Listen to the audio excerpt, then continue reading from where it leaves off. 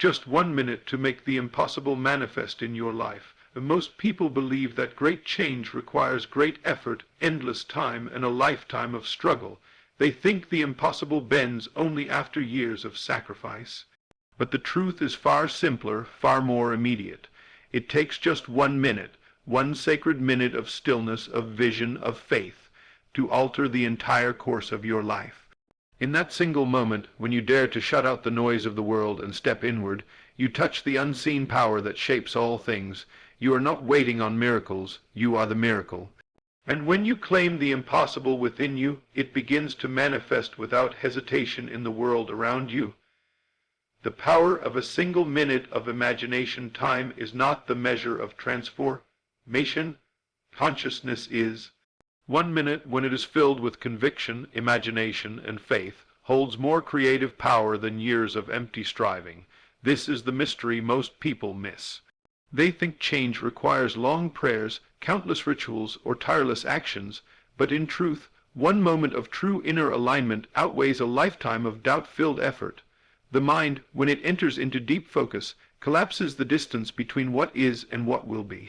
That is why one single minute, used rightly, is enough to alter destiny. Imagine just 60 seconds where you are no longer enslaved by appearances, no longer trapped by what your eyes show you, no longer swayed by fear or impossibility. In that 1 minute, you dare to live in the unseen world, the world of imagination. You dare to feel what it would be like if your greatest desire were already yours. You let yourself sink into the end state and rest there as though it were the most natural thing in the world. This is not idle daydreaming. It is creation at its purest form, for imagination is the womb of all reality. Every invention, every miracle, every breakthrough humanity has ever known was first born in that inner world. The outer world is nothing more than the shadow it casts. When you enter into a minute of vivid imagination, you are entering the place where all things begin. The impossible is only impossible because man refuses to believe in the immediacy of his own inner power. He looks to time, to circumstance, to logic, and he says, this cannot be. But when he turns inward and invests just 1 concentrated minute in imagining the wish fulfilled, he proves time, circumstance, and logic wrong. Think of it this way. What makes a seed powerful is not its size but its potential. A seed held in the hand looks small and insignificant, but once planted, it has the power to grow into a tree that outlives generations. Likewise, a minute of imagination looks small, looks too short to matter, but planted in the soil of faith, it grows into events, opportunities, and outcomes that transform your life. One seed changes the landscape. 1 minute changes your destiny. The mistake most people make is dismissing the minute, treating it as though it is too brief, too insignificant to carry weight. They say, how can 1 minute change anything? But when that minute is filled with pure focus, when every fiber of your being is engaged in the inner act of believing, it outweighs hours of scattered thought. It is not about how long you imagine, it is about how deeply you feel it. A single breath filled with faith can rewrite years of unbelief. A single vision impressed clearly upon the mind can command life to bend toward it. That is the mystery of the 1-minute practice. If you want proof, look at your own life. How many times have you been swept away by a thought in an instant? Perhaps you remembered something painful, and within a minute your whole body changed. You felt anger, sadness, or regret. Or maybe someone gave you unexpected good news, and in a minute your whole mood lifted. You felt joy, hope, and possibility. Notice this. It did not take years. It did not take hours. It took 1 moment for your entire state of being to shift. And when your state shifts, your reality must follow, for reality is nothing more than the mirror of the state you occupy. That is why 1 minute matters. 1 minute of imagination, if you fully surrender to it, is enough to pull you into a new state, and that new state will call forth a new life. This is not wishful thinking, this is law. You are always imagining, always creating. The only question is whether you are doing it consciously or unconsciously. If you dwell on fear, on lack, on impossibility, you spend your minutes planting weeds that grow into frustration and failure. But if you take just 1 minute and deliberately plant the vision of the fulfilled desire, you plant a seed of greatness, and just as surely as the sun rises, that seed must grow. The world around you will rearrange itself to reflect the inner world you have chosen. For creation does not begin on the outside, it begins within. 1 minute is all it takes to set the course. When you close your eyes and imagine, do not measure the minute by the ticking of a clock. Measure it by the depth of your feeling. 1 true minute of imagining feels like eternity compressed. You lose awareness of the outer world. You lose awareness of lack. You are absorbed in the end, and in that absorption you call it forth. Think of a sculptor who strikes a single blow upon marble. It may look like nothing to the untrained eye, but the sculptor knows that every strike, though small, carries power. In the same way, 1 minute of concentrated imagination is a blow struck at the stone of impossibility. Strike it again and again, and what once looked immovable begins to crack. Eventually, the impossible breaks away, and the vision hidden inside is revealed. But remember this, even the first strike mattered. Even the first minute had power. One of the greatest mistakes seekers make is waiting for the perfect condition. They say, when I have more time I will imagine, when I feel ready I will practice. But time itself is created by consciousness. You do not need an hour. You do not need a day. You need only 1 minute of willingness, 1 minute of surrender, 1 minute of faith. Life does not require more from you, because the seed is enough. Just as a tree begins with a seed, a miracle begins with a minute, and the one who understands this never again despises small beginnings. So I say to you now, do not look at the impossible and feel intimidated. Do not let the mountain of circumstance make you feel powerless. Remember, mountains move not because of size, but because of faith. And faith is not measured by the length of time you hold it, but by the quality of your belief in it. If you can give yourself 1 minute, just one sacred minute of pure imagination, you will have begun a process no force on earth can stop. For imagination is the womb of creation, and when you dare to plant your desire there, it must be born into your world. The impossible is only waiting for you to claim it in that minute. So close your eyes even now and try it.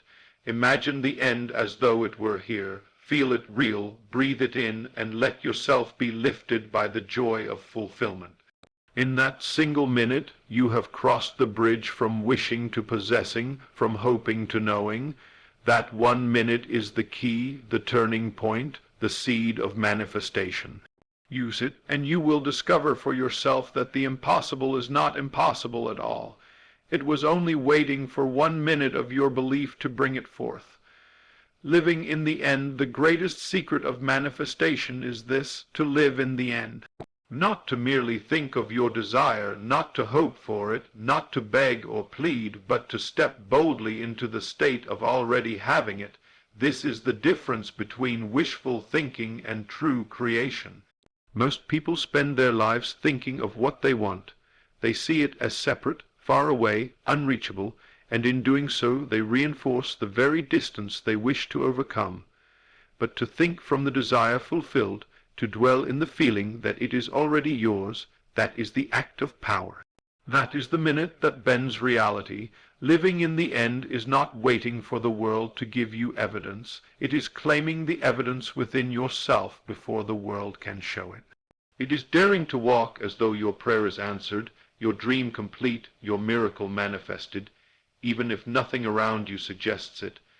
In that 1 minute where you dare to occupy the end, you bypass doubt, you silence fear, and you create the cause that must one day produce its effect. When you live in the end, you are not denying reality. You are choosing the higher reality that governs all things. Outer conditions may scream lack, but the inner world whispers abundance. Outer appearances may insist it is impossible, but within you the impossible has already been accomplished. Living in the end is to shift your center of gravity away from appearances and anchor it in the unseen. It is to trust that imagination is the true reality, and that what you claim inwardly cannot be denied outwardly. This shift, though invisible to others, is the very act that turns impossibility into manifestation, for nothing exists in the world of matter that was not first claimed in the world of mind. Think of an actor rehearsing his role. He does not wait until the stage lights come on to embody the character. Long before the performance, he lives in the end of the script. He walks, speaks, and feels as the character until the outer world catches up and the curtain rises.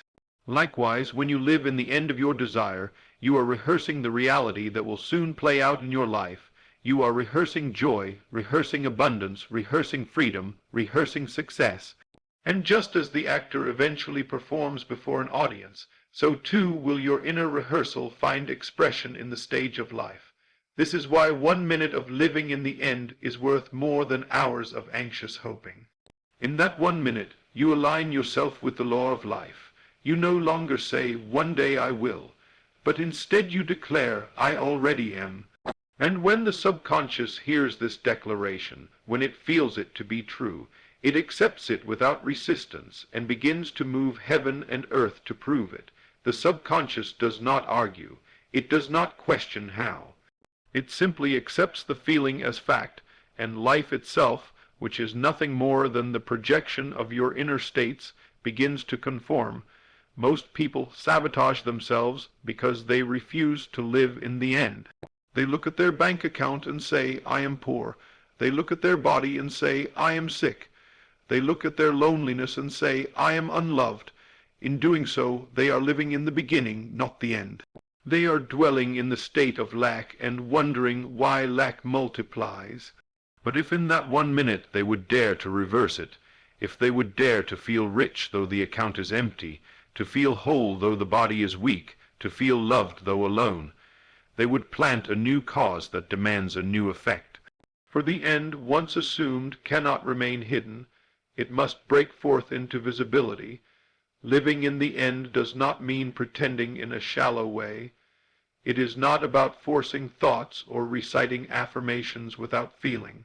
It is about entering so deeply into the state of fulfillment that it feels more real than what your eyes see.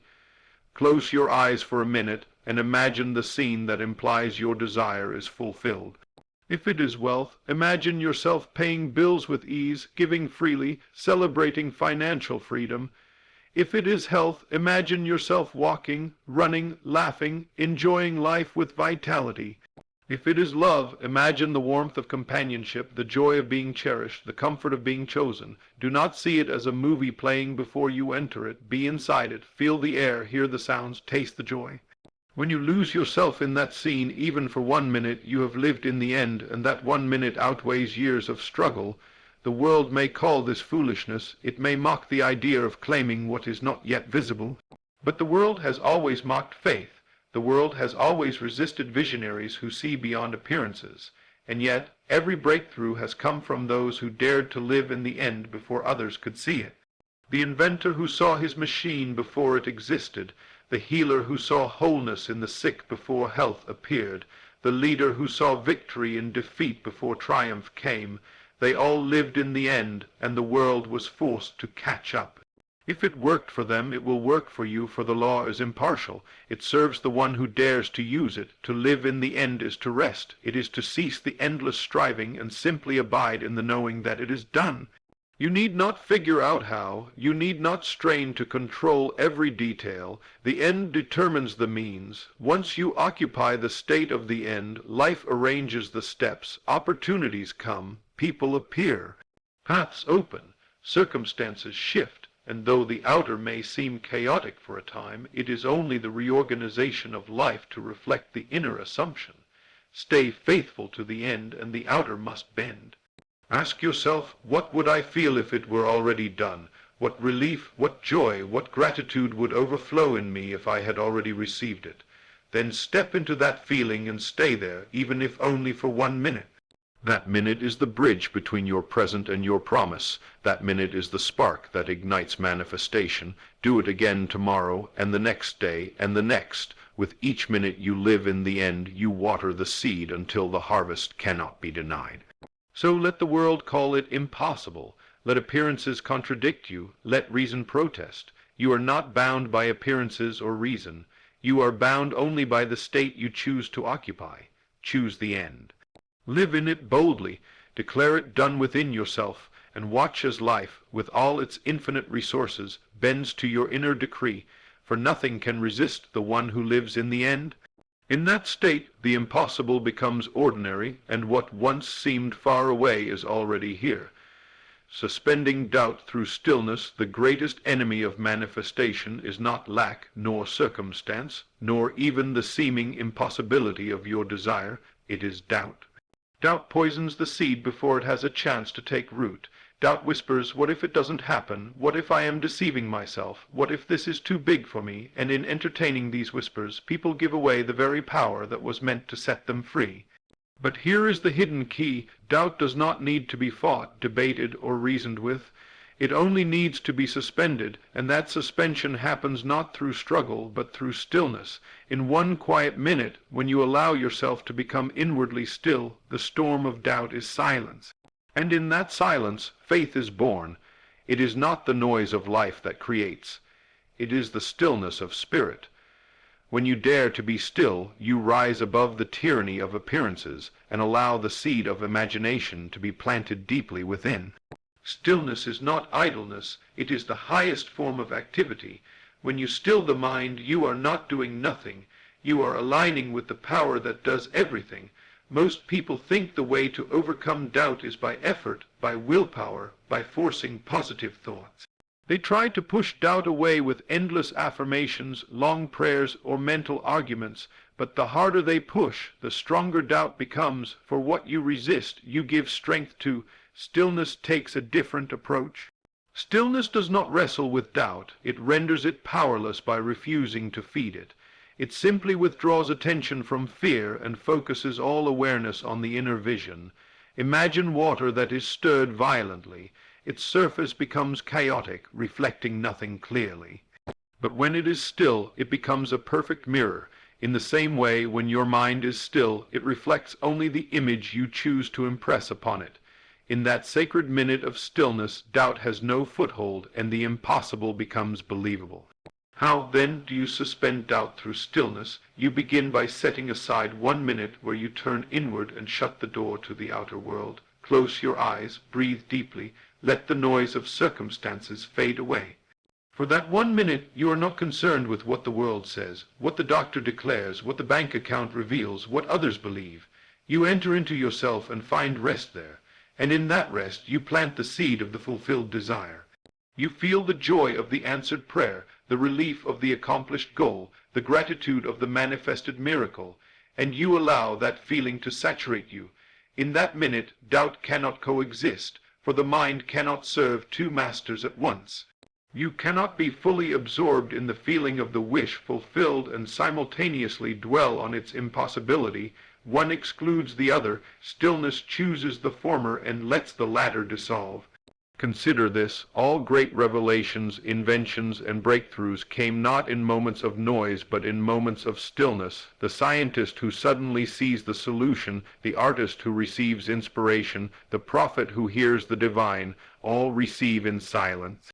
For stillness is the gateway to the infinite, and you, too, can enter that gateway in 1 minute. Suspend the chatter of the mind, quiet the doubts, and allow the vision to rise. The world outside may still look unchanged, but within you the change has already taken place.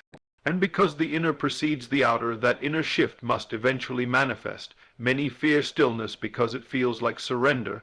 They want to keep control, to keep doing, to keep analyzing, but manifestation is not born of effort. It is born of surrender. When you are still, you surrender control of the outer and give power to the inner. You admit it is not by might, not by struggle, not by calculation, but by faith that this is accomplished. And in that surrender, you touch the power greater than yourself, the power that makes all things possible. Doubt is a child of reason, but stillness belongs to faith, and faith, even as small as a mustard seed, is enough to move mountains. Think of a pond. If you drop a seed into its waters while they are turbulent, the seed may be tossed aside, lost, or buried in the mud. But if you drop it into still waters, it sinks to the bottom and takes root. In the same way, when your mind is turbulent with doubt, The seed of imagination is scattered, but in stillness it is received and preserved. 1 minute of stillness, then, is enough to ensure that your seed of faith is planted in fertile soil. And once planted, no force on earth can prevent it from growing. Let us take a practical example. Suppose you desire healing in your body, the doctor's report screams otherwise, your senses declare weakness. Doubt rises and says this is impossible, but instead of wrestling with doubt, you retreat into stillness, you close your eyes, quiet the chatter, and breathe. For 1 minute you let go of all effort. You imagine yourself whole, vibrant, alive. You feel the freedom of health as though it were your current reality. In that 1 minute you are not sick, you are healed. You are not waiting for health, you are living in it. Doubt cannot speak, for you are absorbed in the end. And when you open your eyes, though the outer may look the same, something has shifted. The seed has been planted, and life itself begins the unseen process of aligning with your inner reality. Or suppose you desire abundance. The bills are due, the income seems small, and doubt whispers that it will never change. Again, you do not fight. You become still. In that stillness you imagine yourself free, secure, generous. You feel the joy of paying everything with ease, of blessing others, of never worrying about provision. You sink into that state for 1 minute, and in that minute you are no longer poor, you are rich. The vibration of abundance takes hold, and the outer world must in time mirror it. You have suspended doubt by refusing to entertain it, not by fighting it, but by focusing entirely on the reality you choose. This is the essence of suspending doubt, not to fight the shadow, but to turn toward the light. In stillness you withdraw energy from fear and give it all to faith, and because energy flows where attention goes, faith strengthens while doubt withers. Do this for 1 minute daily, and doubt will lose its power over you. What once seemed impossible will begin to feel natural, inevitable, and once it feels natural within, it cannot fail to appear without. So I tell you, stillness is your secret weapon. It is not weakness, it is strength disguised.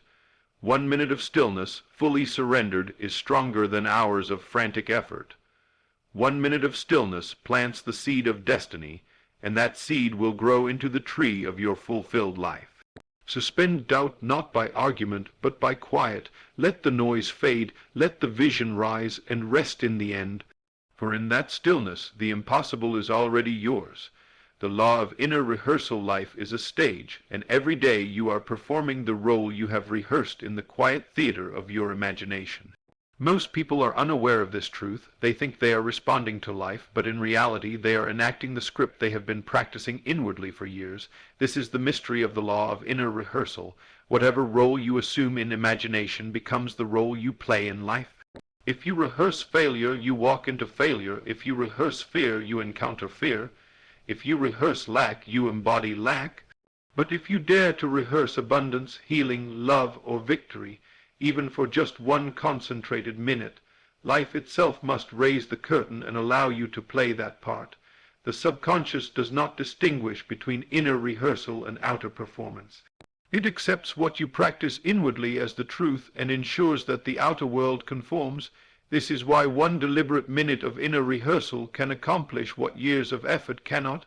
Think about an athlete preparing for a race. Long before he runs, he has run it 1,000 times in his mind. He has felt the ground beneath his feet, heard the crowd cheering, seen the finish line approaching. When he finally steps onto the track, he is not uncertain. He is repeating what he has already lived inwardly. His body simply follows the pattern his mind rehearsed. The same is true for you. Every situation you face is only the stage upon which you repeat what you have rehearsed in imagination. If you walk into an interview having inwardly rehearsed rejection, your posture, your tone, your energy will unconsciously mirror that script. But if you have rehearsed acceptance, if you have already felt the joy of shaking hands, of being congratulated, of walking out victorious, your whole being will radiate confidence and the outer world will play along. The law of inner rehearsal reveals a secret. You are never meeting life as it is. You are meeting life as you have imagined it to be. The outer is always a reflection of the inner practice.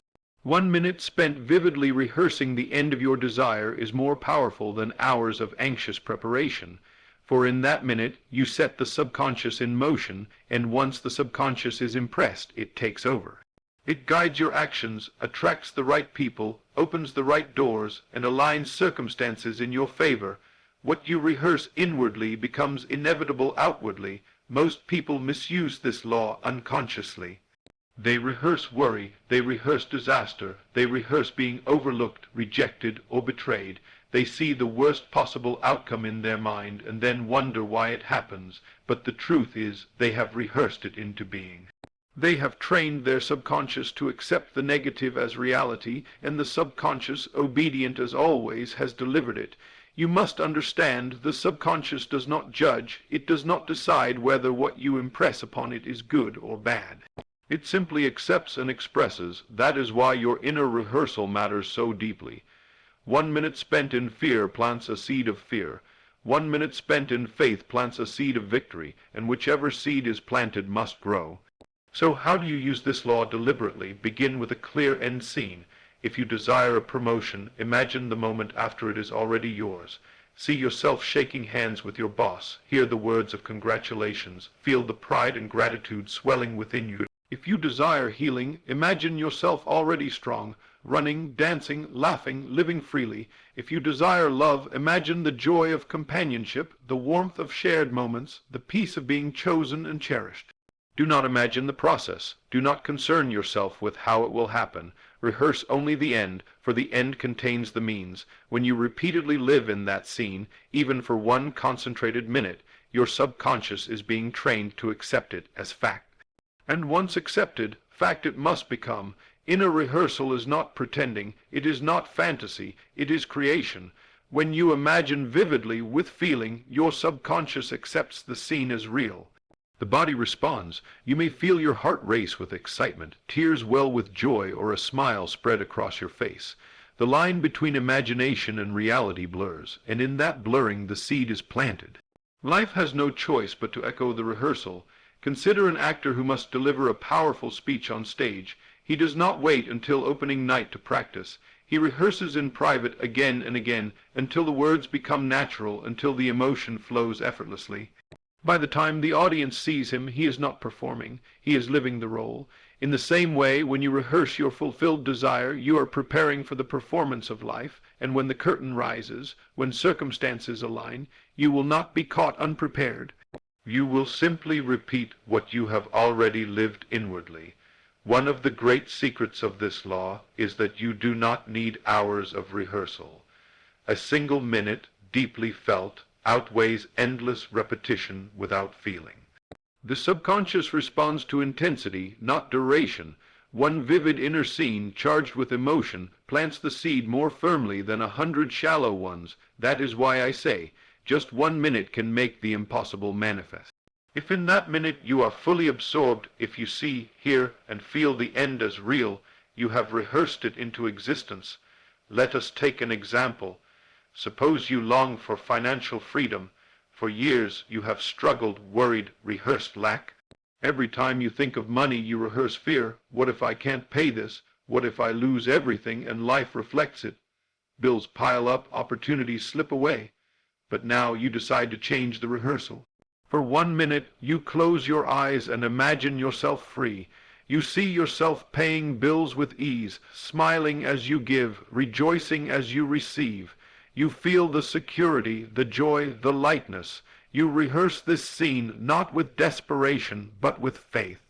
You do it again tomorrow and the next day. Slowly your inner script changes, and as it does, your outer life begins to shift. Expected income arrives, opportunities open, abundance flows. Why? Because you rehearsed abundance until it became your new role, and life had no choice but to cast you in it. Or think of someone desiring love. For years they have rehearsed rejection, loneliness, heartbreak. They imagine themselves being left, overlooked, unwanted, and life obliges, sending more of the same. But then they decide to rehearse differently. For 1 minute they close their eyes and imagine the warmth of love, the joy of companionship, the laughter shared, the peace of being chosen. They feel it until it becomes real. They rehearse love, not lack, and soon love enters, because they rehearsed themselves into a new role, and the stage of life had to mirror it. The law of inner rehearsal is relentless but impartial. It gives you what you rehearse, whether good or bad. That is why awareness is everything. Begin to notice what you are rehearsing daily. Are you rehearsing fear or faith, lack or abundance, sickness or health, loneliness or love? Your inner rehearsal today is your outer performance tomorrow. Choose wisely, for even 1 minute of deliberate rehearsal plants a seed that must grow. So I urge you, do not underestimate the power of 1 minute. Close your eyes, enter the end scene, feel it real, rehearse it as though life has already given it to you. Do this and you will discover that the impossible is not a wall but a curtain, and inner rehearsal is the hand that draws it back. Behind it stands the reality you have already claimed. And when you rehearse it faithfully, life will raise the curtain, and you will step onto the stage to live the role you prepared for all along. The sacred exchange between faith and reality, there exists a divine transaction that every soul must come to understand if they wish to move from the realm of wishing into the realm of manifestation. It is the sacred exchange between faith and reality. Faith is the inner currency, the invisible wealth you hold in the sanctuary of imagination. Reality is the outer expression, the visible world that bends itself to reflect the state within. Most people reverse this law. They wait for reality to change before they allow themselves to believe. They wait to see before they dare to feel. They wait for evidence before they commit to faith. But the secret is this: reality only changes when faith is given first. The outer is but a shadow of the inner, and the shadow cannot move until the substance moves. In 1 single minute of unwavering faith, 1 sacred moment where you exchange your doubt for certainty, your fear for assurance, you activate this law and set creation into motion. That 1 minute becomes the seed of a harvest that reality itself is compelled to produce. Faith is not a weak hope or a trembling wish. Faith is possession before possession, seeing before sight, receiving before it arrives. Faith is the inner act of claiming that which the outer world denies. When you step into faith for even 1 concentrated minute, you have made the exchange. You have handed over uncertainty, and in return, reality is given new instructions. You are saying, I no longer measure by appearances, I no longer bow to the visible, I claim my unseen reality as real now. In that sacred transaction, something shifts. Though the outer may still look unchanged, the decree has already gone forth, and the world must adjust to mirror the state you now embody. Consider how faith operates in the simplest aspects of life. When you plant a seed in the soil, you do not demand to see its roots the next day. You water it, you trust it, you wait, because you know the unseen is working. That is faith. And yet when it comes to the desires of life, healing, abundance, love, freedom, many abandon faith. They plant the seed in imagination, but then dig it up daily to check if it is growing, and in doing so they kill it. But if for just 1 minute they would dare to rest in the assurance of faith, if they would dare to feel it done and leave it there, then the unseen would produce the visible. Faith is the exchange. You give up your demand to see, and you receive the certainty of being, and in time being becomes sight. Faith does not bargain with reality, it commands it. When you enter into the feeling of the wish fulfilled, you are not asking the world to cooperate. You are declaring it already done within. That declaration is not arrogance, it is alignment. For you are not creating from nothing, you are aligning with what already exists in the unseen realm. Faith draws it from the invisible to the visible, from potential to expression. This is why a single minute of faith is more powerful than years of struggle. Struggle fights with shadows, but faith commands the substance. Let us imagine a person burdened by debt, crushed beneath the weight of financial lack. Every day they see bills, every day they feel pressure, and doubt whispers that there is no escape. If they look only to reality, they are trapped. But if for 1 minute they dare to exchange fear for faith, if they dare to close their eyes, silence the outer world, and feel themselves free, prosperous, secure, they have made the sacred exchange. For that minute they are no longer poor, they are rich. No longer in lack, they are in abundance. And though the bank account may still show debt, something greater has already shifted. Faith has spoken, and reality must follow. Opportunities arise, unexpected provision appears, ideas flow, doors open. Not because they fought reality, but because they exchanged it inwardly through faith. Or imagine one who is sick in body. The doctors give their report, symptoms persist, and reality seems immovable. Yet for one sacred minute they dare to step beyond the evidence of the senses.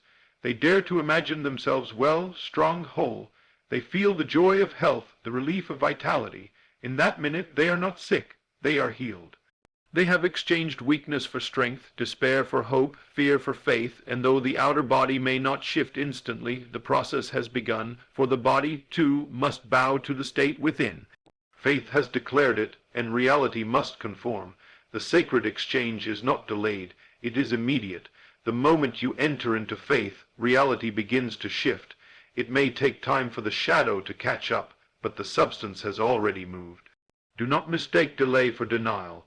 When you plant a seed, you do not accuse the soil of failing because the tree does not appear overnight. You trust the process, you remain faithful, you water the seed with gratitude and expectancy. The same is true with faith. The exchange has been made, the manifestation is certain. The only task left is to remain in faith, to rest in the knowing, to refuse to trade your certainty back for doubt. One of the most liberating truths is that you do not need to sustain faith endlessly for hours or days. It is not the length but the intensity that matters. 1 minute of pure, undivided faith is enough to plant the seed. Do not underestimate this. A flash of lightning illuminates the sky more powerfully than hours of dim light. In the same way, 1 minute of unwavering faith illuminates the path of manifestation more powerfully than hours of half-hearted belief. That is why the invitation is always to give just 1 minute. 1 minute of full surrender, 1 minute of true possession, 1 minute of living in the end. That 1 minute is the sacred exchange that sets all else in motion. But beware, the world will tempt you to reverse the exchange. It will say, look at the evidence, look at the facts, look at reality. It will try to lure you back into doubt, and if you yield, you give back your faith, and reality returns to reflect doubt. This is why stillness, rehearsal, and living in the end all serve one purpose, to keep you anchored in faith. They are practices that protect the sacred exchange, for faith is fragile only if you abandon it, but once you choose to hold it, it is unbreakable. So I tell you this, do not wait for reality to change before you give faith. Give faith now, even if the outer world mocks you, even if appearances scream the opposite. Close your eyes, live in the end, rehearse the fulfillment, suspend doubt through stillness. Give faith your full attention, even if only for 1 minute. That minute is the exchange, that minute is the seed, that minute is the bridge between the seen and the unseen. And when the exchange is made, walk in gratitude. Do not beg for what you already possess inwardly. Do not doubt what you have already declared done. Give thanks. Gratitude is the language of faith. It says, I already have it, therefore I rejoice. And as you walk in gratitude, the outer world has no choice but to confirm the inner reality. For reality is a faithful servant, it obeys the master within. The sacred exchange between faith and reality is the law by which the impossible becomes possible. Faith is not waiting, it is claiming. Faith is not hoping, it is knowing. Faith is not begging, it is possessing. And once faith is given, reality is bound to follow. Do not despise the minute, do not doubt the seed. In that 1 minute of unwavering faith, you have already created the life you long for. The world may not see it yet, but you know it, and because you know it, it must be. That is the sacred exchange.